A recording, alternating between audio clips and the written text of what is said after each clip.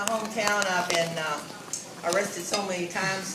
District attorney said I was a very dangerous woman, and he wanted to know what was going to make me stop my fight against the chemical corporations.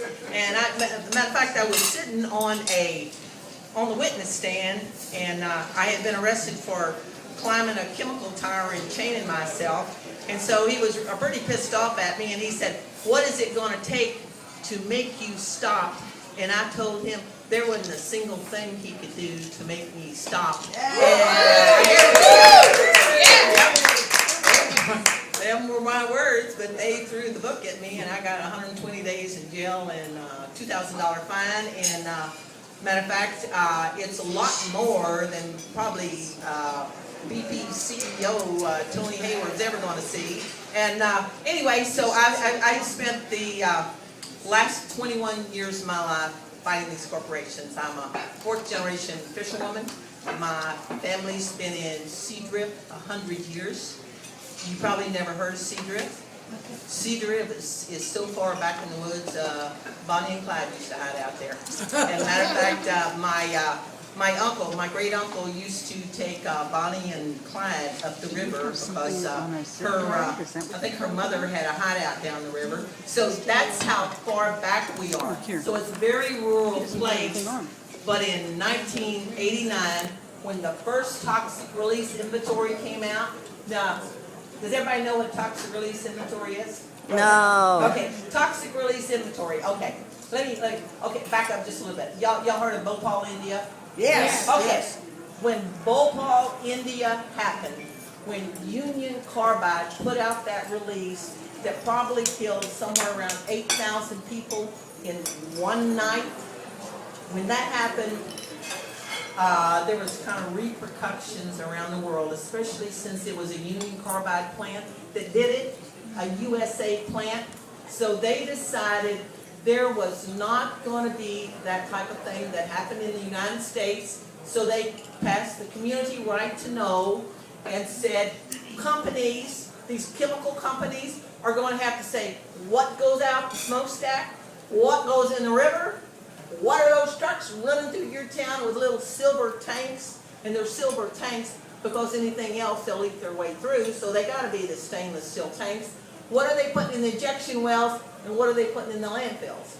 Yes. Yeah, that was the first time they ever reported in my little county, which was 15,000 people. It was probably one of the smallest counties in the whole state of Texas.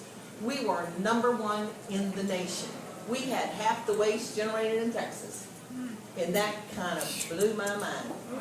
Because I had never in my entire life, and at that time I was 40 years old, I had never heard the first thing in the paper, in the newspaper, from a politician, from a concerned citizen. I had never in my life heard a single word about it. You know, and then shortly thereafter, we had one of the largest dolphin die-offs in the Mammal Stranding Network. We had over 300 dolphins, 300-pound dolphins, huge dolphins that were dying off all over the bays. Matter of fact, there were more buzzards in the bay than there were out on the roadkill in the middle of the roads. And the thing that is, and then on top of that, you know, there was a chemical company in Taiwan. They were so bad in Taiwan, what did they do? They come to Texas or Louisiana, whichever one was going to bring them the most money, and they came to Texas because we gave them $250 million to come in. So we paid $150,000 for every single dang job they brought in. And that's my county. So I've been watching these suckers for 21 years. I guarantee I know more than I care to know about.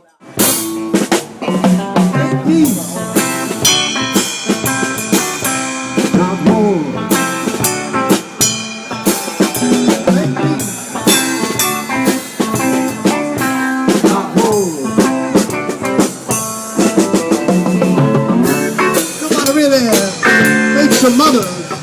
Nobody really wants to. Everybody is just a son of God.